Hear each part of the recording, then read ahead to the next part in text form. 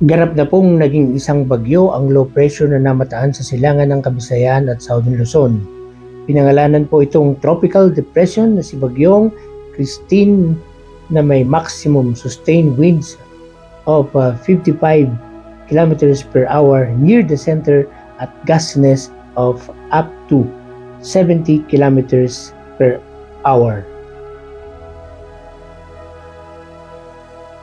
Ayon po sa Pag-asa, ang Bagyong Christine ay inaasahang lalakas at magiging isang tropical storm sa loob ng 12 oras.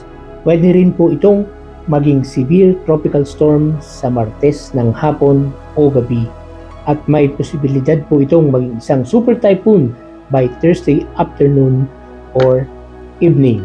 Kung hindi po magbabago ang kanyang direksyon, ito po ay inaasahang maglandfall sa Northern Luzon by Friday afternoon or evening.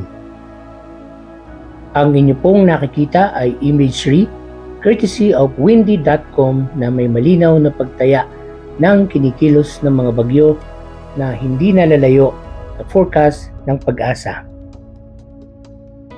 Sa pinakahuling press conference po ng Pag-asa, Weather Division Chief na si Juanito Galang, nabanggit nga po niya ang posibilidad na maging isang super typhoon ang Bagyong Christine na pwedeng tahakin ang kaparehong ruta na tinahak ni Super Typhoon Lawin na may lakas na 225 km per hour at gustiness na umabot ng 315 km per hour.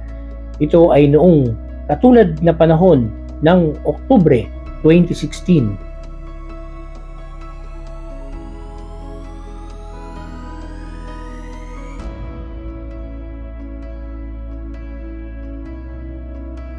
Ang lahat po ay pinag-iingat.